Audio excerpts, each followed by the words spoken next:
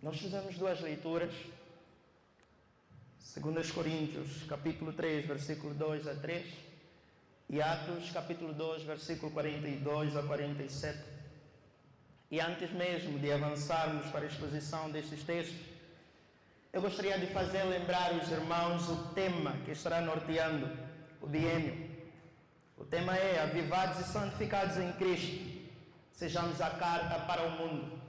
Santificados e avivados e santificados em Cristo, sejamos a carta para o mundo. E antes mesmo de avançar na dissertação do mesmo tema, eu gostaria de fazer compreender os jovens que aqui se encontram, os jovens líderes que aqui se encontram, sobre o contexto em que nós fomos chamados para liderar. O contexto em que nós fomos chamados para liderar. Nós vivemos um contexto a nível do mundo, onde nós conseguimos observar que o pecado tem se expandido cada vez mais. Nós vivemos um contexto, particularmente no nosso país, talvez província, Luanda, onde o nível de prostituição aumenta. Isso não é feito apenas por aqueles que têm mais idade. Desde adolescentes até jovens, nós vimos pessoas se prostituindo em função das dificuldades que enfrentam. No nosso contexto, o contexto em que fomos chamados para liderar, nós encontramos ainda jovens que têm mais de uma namorada. No contexto em que fomos chamados para liderar, nós encontramos jovens que já não sentem prazer por servir ao Senhor. O contexto em que nós fomos chamados, encontramos jovens que já não se sentem bem em estar na casa do Senhor, que já não tem tempo para orar, não tem tempo para meditar. Nós encontramos jovens que já não leem a Bíblia. Faz 3, 5, 4, 7, 8, 9, 10 horas nas redes sociais, mas nem 5 minutos de leitura da Bíblia consegue fazer. Esse é o contexto em que nós fomos chamados para liderar. Mas a verdade seja dita, o que está em causa não é apenas o contexto, mas que posicionamento nós, enquanto líderes, teremos em função deste contexto. Por isso eu convido os irmãos a refletirmos na necessidade de sermos carta para o mundo. Convido os irmãos a refletirmos na necessidade de, mais uma vez, se necessário, passarmos pelo mesmo avivamento que a igreja que nós vamos considerar em Atos 2 passou. Eu convido os irmãos a refletirmos na necessidade de nos santificarmos, porque, verdade seja dita, estamos no fim dos tempos. Filhos desobedientes aos pais, temos. Filhos que não honram os pais, temos. E é este o contexto que nós fomos chamados para liderar. Então, eu gostaria de refletir com os irmãos em 3 pontos, crucialmente, nessa mensagem. Primeiro, a necessidade de sermos carta. Segundo, a necessidade de sermos avivados e santificados por Cristo Jesus. E terceiro, eu gostaria de apresentar um modelo de organização que nós precisamos ser face à situação atual. 2 Coríntios, capítulo 3, sabemos nós que quem escreve esta carta para a igreja que se encontrava em Corinto é Paulo. E Paulo é um daqueles que ajudou na fundação da mesma igreja. Ajudou na fundação da igreja que se encontrava na cidade de Corinto. E uma vez distante dele, chega a Paulo comunicado dos diversos problemas que a igreja enfrentava. Eu particularmente tenho dito, se nós quisermos observar uma igreja problemática, basta ler 1 e 2 Coríntios. No meu ponto de vista, é das igrejas mais problemáticas que existiam. E boa parte dos problemas que eles tinham, nós também temos hoje. Então Paulo escreve estas cartas e uma das necessidades era a ajudar esta igreja de Corinto, a resolver muitos dos seus problemas. Mas no capítulo 3 em particular, Paulo se encontra defendendo o seu apostolado, porque muitos ainda não criam que Paulo era um verdadeiro apóstolo. Então o que eles fazem no princípio do capítulo 3 é exigir de Paulo uma carta de recomendação, o que pelo visto era costume na altura. Mas Paulo, sabiamente, ele indaga dizendo, porventura começamos outra vez a louvar a nós mesmos? Vamos escrever carta de recomendação falando sobre nós mesmos? Paulo vê que isso não tem sentido. Então no versículo 2, Paulo responde dizendo que eu não preciso de carta de recomendação, porque os próprios coríntios eram a sua carta de recomendação. Eu não preciso que me envie, eu não preciso que enviem carta dizendo ou falando sobre mim, porque a vida dos coríntios era a sua carta de recomendação. Por que Paulo fala isso? Porque boa parte daqueles que faziam parte da igreja converteram-se por meio da pregação de Paulo. Foi Paulo quem lhes pregou o evangelho. Eles aceitaram a Cristo Jesus, converteram-se a Cristo Jesus, foram batizados, receberam o Espírito Santo e eles eram crentes, tudo por conta do evangelho que Paulo lhes pregou, dando testemunho assim que Paulo era um verdadeiro apóstolo de Cristo, porque do contrário eles não iriam se converter. Eles converteram-se por conta da pregação de Paulo. Então Paulo diz, basta olhar para os irmãos que vocês têm, eles são a minha carta de recomendação. Isso nos dá uma lição, que nós não somos medidos enquanto líderes pela quantidade de atividades ou ações que realizamos, mas pelos frutos que vêm destas mesmas ações. Paulo pregou e, consequência, fruto, pessoas se converteram ao Senhor. Não é sobre o que você vai fazer, mas que resultado isto vai produzir. E a questão é, tens produzido jovens santos? Jovens que temem ao Senhor? Tens produzido jovens que são cartas para o mundo? Mas continuando, Paulo continua enfatizando a necessidade ou a questão da carta. No versículo 2 ele diz, vós sois a nossa carta escrita em nossos corações, conhecida e lida por todos os homens. Porque todos conseguiam observar a conduta daqueles irmãos que verdadeiramente haviam se convertido. Mas no versículo 3 ele aprofunda mais ainda dizendo, porque já é manifesto que vós sois a carta de Cristo. Vós sois a carta, os irmãos estão tímidos, vós sois a carta de Cristo, ministrada por nós. E olha o que Paulo vai dizer, não é uma carta escrita com tinta, mas é uma carta escrita pelo Espírito. Que peso tem uma carta escrita por tinta e uma carta escrita pelo Espírito Santo? Paulo está a mostrar que o que ele transmitiu aos coríntios era superior àquela carta de recomendação. Porque foram escritos não com tinta, mas pelo Espírito do Deus vivo. Ele continua e diz, não em tábuas de pedras, mas nas tábuas de carne do coração. Ele está a fazer um contraste com o que acontece com Moisés. Moisés sobe, e naquele momento, no tempo de Moisés, Deus escreve carta para os homens, na tábua dos 10 mandamentos. Mas diferente daqueles que receberam a carta em tábuas de pedras, nós recebemos a carta no nosso coração. Vós sois a carta de Cristo, não escrita por tinta, mas pelo Espírito Santo. E cartas precisam ser lidas. Cartas precisam ser lidas.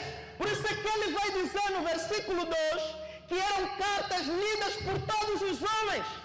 O que Paulo está a nos transmitir é que nós, enquanto cartas de Cristo, precisamos ser lidos pelos homens. Eles devem olhar para nós e conseguir enxergar a mensagem de Cristo por intermédio de nós. Porque nós somos cartas que foram escritas pelo Espírito Santo, não em tábuas de pedras, mas na tábua, da onde? Do coração. Então, que tipo de carta tem sido Que mensagem a tua carta tem transmitido? Quando o apóstolo nos recomenda a necessidade de sermos carta para o mundo. Mas ele não para aí. Versículo 13, Paulo vai dizer: nós não somos como Moisés, que colocava um véu sobre o rosto, para que os filhos de Israel não vissem a glória que se estava indo, que era temporária. Isso faz-nos passar para Êxodo capítulo 34, versículo 29 a 30. A palavra vai declarar que Moisés sobe ao monte para falar com Deus. E quando ele desce do monte para falar com o povo, o rosto de Moisés resplandecia. Tinha uma luz emanando do seu rosto. E o povo ficou com medo, porque nunca havia visto uma situação daquelas.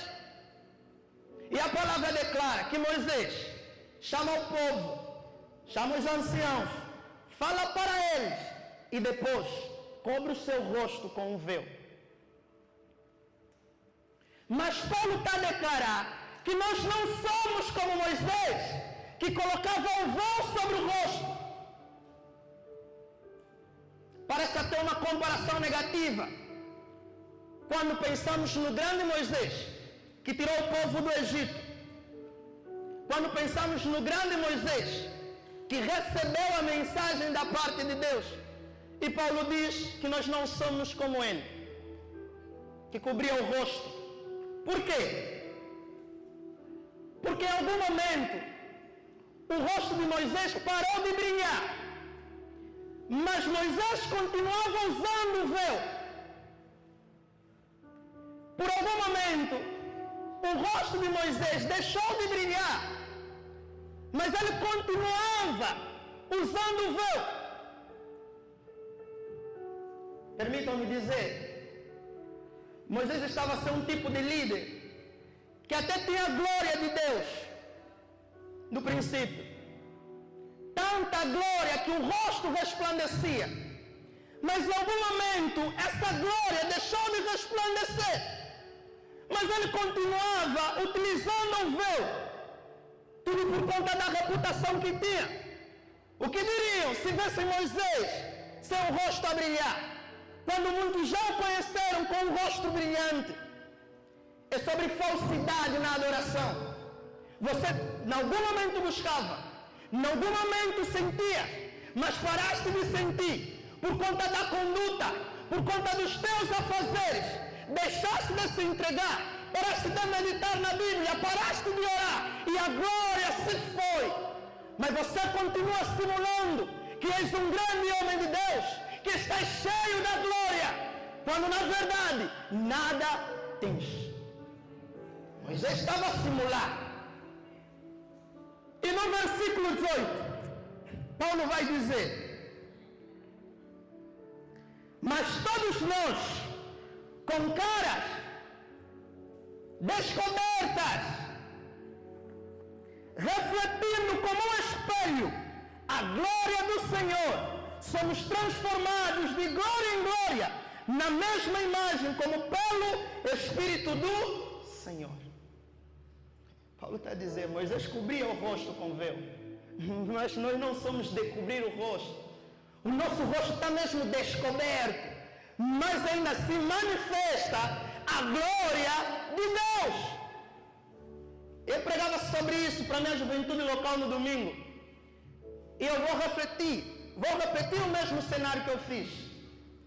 Moisés precisava subir ao monte para falar com Deus, descer do monte, e depois o povo via que o seu rosto resplandecia. Ele precisava subir, descer, para depois mostrar o rosto que resplandece. Mas com relação a nós, temos um privilégio que Moisés não teve, Abraão não teve, Isaac não teve, Jacó não teve, nenhum outro homem do Antigo Testamento teve. Porque quando se tratou de nós, na nossa vez, na nossa geração, nós não subimos ao monte para resplandecer a glória. O próprio Deus desceu dos céus para que a glória fosse resplandecida. Deus desce e acontece em Atos 2. O Espírito desce e de lá o Espírito passa a habitar em nós. Então, nós não vamos depender de subir no monte para manifestar a glória, porque a glória habita em nós. A glória está em nós. Então, passa dia, passa noite, passa tarde, a glória continua em nós e refletimos como um espelho a glória de Deus. E somos transformados por esta mesma glória.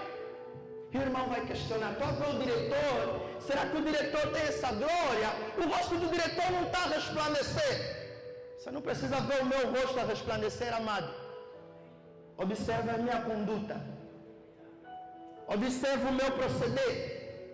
Isto manifesta a glória de Deus, que pode existir em mim, pode existir em ti, pode existir em...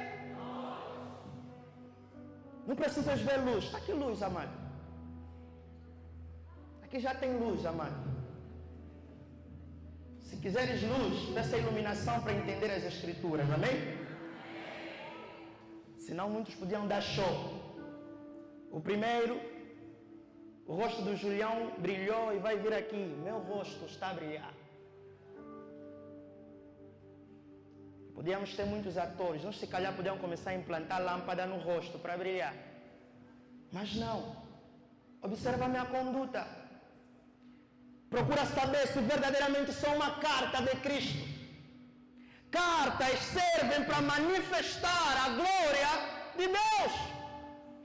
Ser carta é ser sal, ao mesmo tempo que és luz para o mundo. Ser carta é mostrar frutos dignos de arrependimento, para que por intermédio das nossas boas obras glorifiquem o Pai que está. Isso é ser carta. E o apóstolo está a nos pregar sobre a necessidade de sermos carta para o mundo. A nossa sociedade precisa de exemplos. A nossa sociedade precisa de modelos. E os modelos estão a se acabar. A própria igreja, que afirma ser a reserva moral, também está caindo na imoralidade. Então não depende da igreja, da instituição, depende de ti. Ser carta para o mundo. Para de ativar 10 namoradas, ativa mesmo 10 amigos, amado. Há jovens que já não ativam 10 amigos, são 10 namorados. E o WhatsApp, como veio facilitar, tem mensagem a todo tempo. Quer dizer, vai nas 10 namoradas quando não tem dados, né? Deus está me chamando para sermos cartas. E cartas devem manifestar a glória de Deus. Cartas devem ser exemplo. Quando estivermos a andar por aí, eles devem olhar para nós e ver: pai, está a espelhar a glória de Deus. E você nem precisa falar. Você nem precisa se mexer muito. Você pausa só. E eles vão ver a glória de Deus. Não se mexe muito. Pausa. É sobre sermos carta, amados. Sejamos carta para o mundo. Sejamos carta para... Mas os irmãos notam que eu comecei a desenvolver o tema a partir do segundo ponto. Agora precisamos voltar para o primeiro. Avivamento e santificação. Por que eu comecei lá? Para que os irmãos percebam a necessidade do que nós precisamos ser. Só que nós não vamos ser isto, nós não vamos ser carta, se primeiramente não formos avivados e santificados. Então nós voltamos. Eu disse que Deus desceu, certo? E acontece em Atos 2. Nós lemos que após a morte de Jesus, aparece por um intervalo de 40 dias. Mas ele diz aos seus discípulos: permaneçam em Jerusalém, até que do alto sejam revestidos de poder. esperem até serem batizados com o Espírito. E a palavra declara que estavam reunidos em um número de quase 120. E lá acontece o cumprimento do que foi profetizado antes, que o Espírito desceria e seria derramado sobre toda a carne. E a palavra declara que o Espírito desceu, foram vistas em línguas repartidas. A palavra declara que haviam pessoas de outras nações, mas o incrível é que cada um o entendia na sua própria língua. E uns se levantam dizendo: esses homens estão bêbados, não sabem o que dizem. E Pedro se levanta com tamanha autoridade, prega a palavra, e quase 3.000 almas se convertem ao Senhor. E o incrível é que uma pregação de Pedro levou quase 3.000 ao arrependimento. E nos nossos dias, parece que nós temos que fazer 3.000 pregações para pelo menos levar um ao arrependimento. Estamos a precisar de avivamento. Estamos a precisar de santificação. Por isso é que o jovem nasce na igreja, cresce na igreja, vive, passa a vida toda na igreja. Tem uns até que quando chegam nos novos se desviam, depois voltam já adolescentes ou jovens na organização, mas começou na igreja, mas ainda assim, mesmo ouvindo tantas pregações, tantos sermões, continua carnal. Não se arrependeu. É mesmo só crente do banco. Pedro, em um sermão, levou quase 3.000 ao arrependimento. Quem dera que os pregadores da nossa geração fossem assim, que levam quase 3.000 ao arrependimento.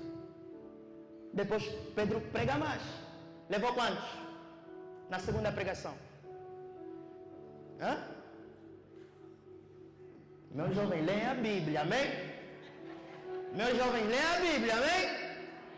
Pedro levou quantos na segunda pregação?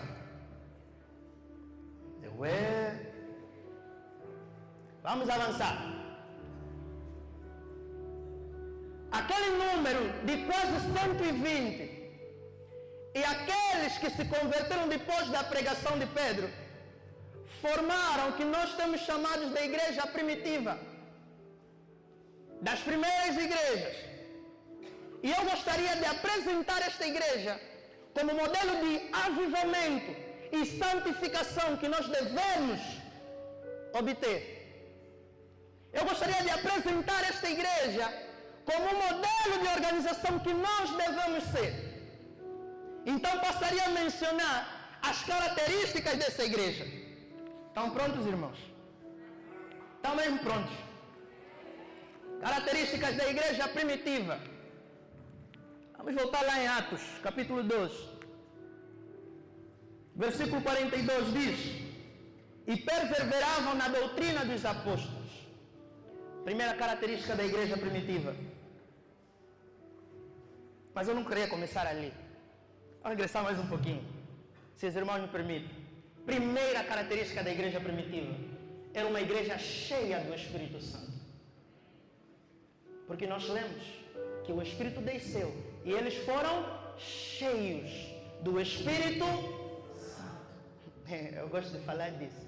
Eu não me lembro de uma pregação onde eu tenha ficado sem falar do Espírito Santo. É sério.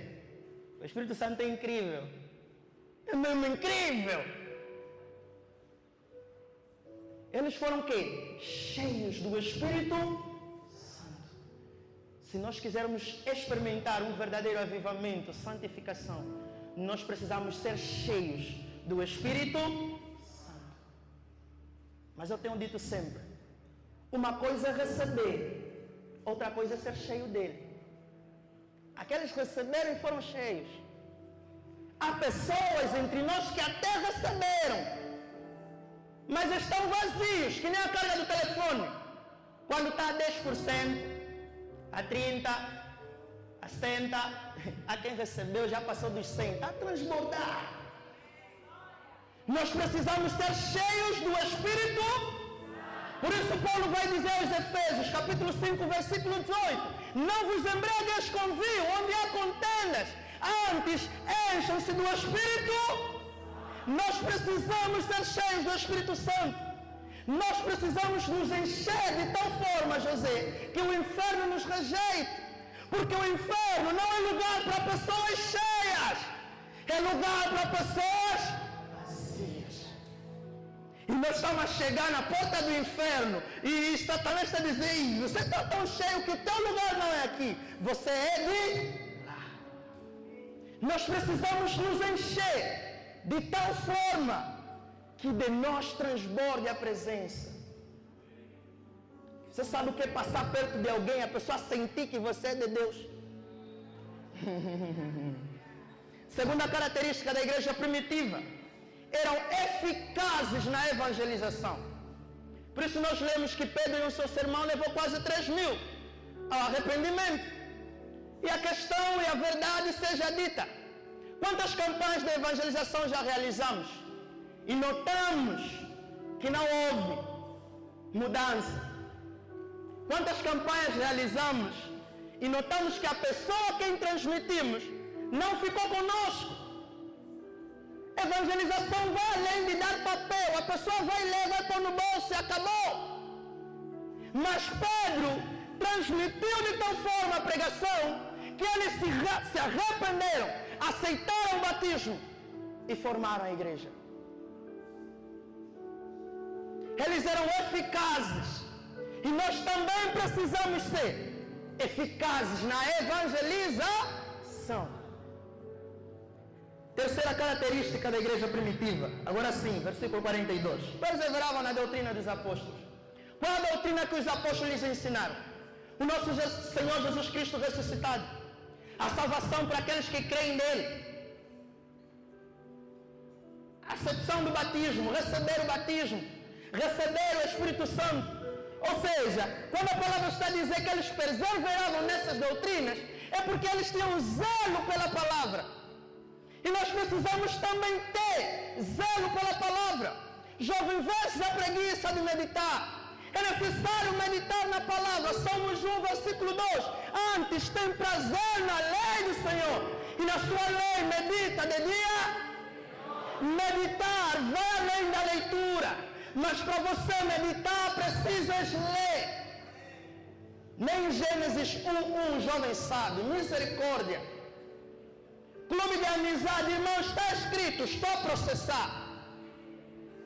Palavra você processa. É para guardar. Davi guardou a palavra. Guarda a palavra, jovem. Quer fugir do inimigo é com a palavra. Jesus no deserto, és filho de Deus, transforma Pedro em pão, está? Paulo vai dizer: revestivos da espada do Espírito, que é a palavra de Deus.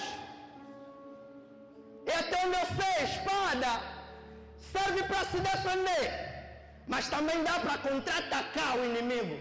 Então você contra-ataca com a palavra. Você precisa meditar na... Tira tempo, irmão.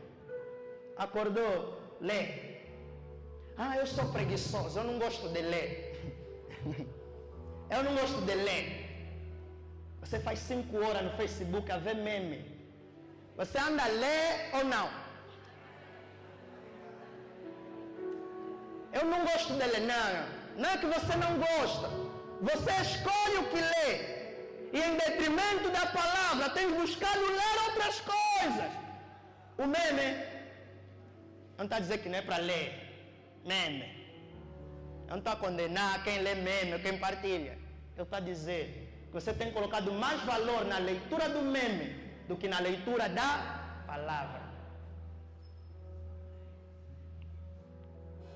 Terceira característica. Terceira não, quarta. Versículo 42 diz: eles não perseveravam apenas na doutrina dos apóstolos, perseveravam também na comunhão. Era uma igreja extremamente unida, tanto que os textos mais abaixo, versículo 44 e versículo 45, vai dizer que eles tinham tudo em comum. Vai dizer que eles chegavam até a vender as suas propriedades para repartirem com os irmãos, segundo cada um necessitasse. Eles eram extremamente unidos.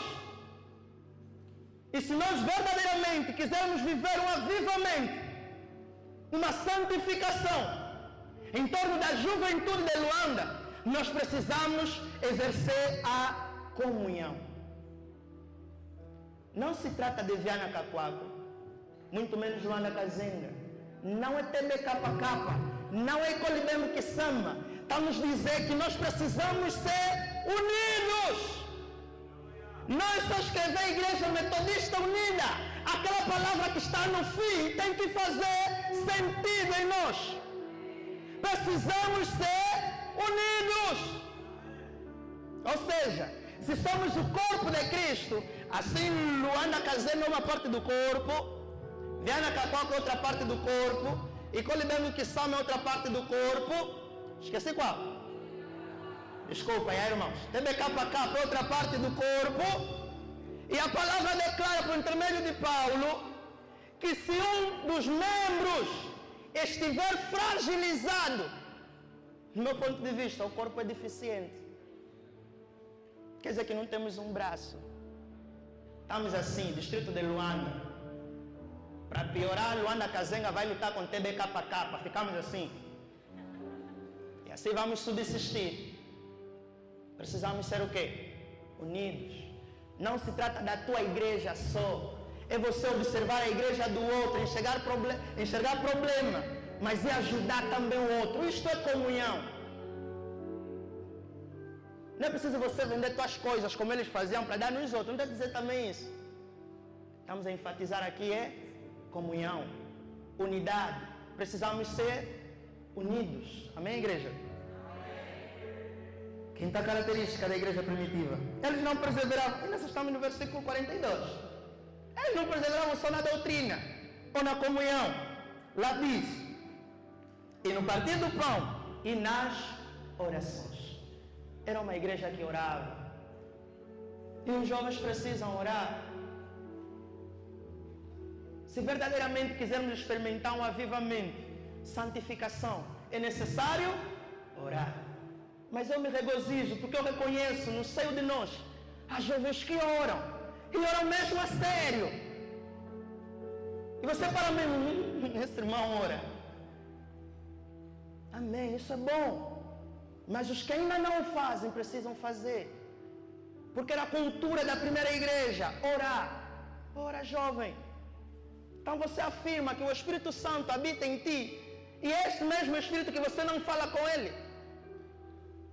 Inimigos não ficam juntos. Inimigos não falam. E você diz que é amigo do Espírito Santo, mas não falas com ele. E no louvor, nosso amigo Santo Espírito. Você não fala com o teu amigo, amado. É necessário falar com ele. Fala com Deus. Ele está mais perto de nós, muito mais do que nós mesmo imaginamos. É necessário orar. Era a cultura deles. Sexta característica. Versículo 46. Porque o 44 e o 45 aplicamos no 42. Mas antes 43. E em toda a alma havia temor. Ele não está a dizer, alguns na igreja tinham temor. Em toda a alma. Começando do diretor até o membro de base. Em toda a alma havia temor. E se eles temiam, se eles tinham temor pelo Senhor, a palavra vai declarar que o temor é o princípio do quê? Então era uma igreja sábia. Você quer ter uma organização onde os jovens são sábios? Ensina eles a ter temor do Senhor. Porque o temor do Senhor é princípio da...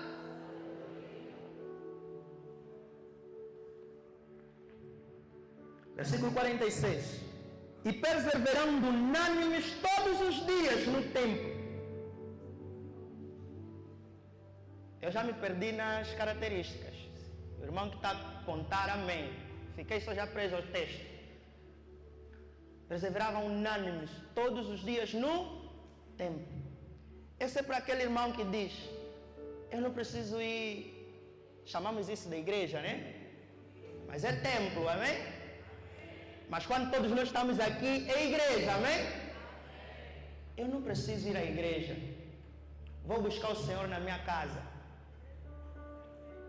Não preciso ir no culto. Vou fazer culto no meu quarto.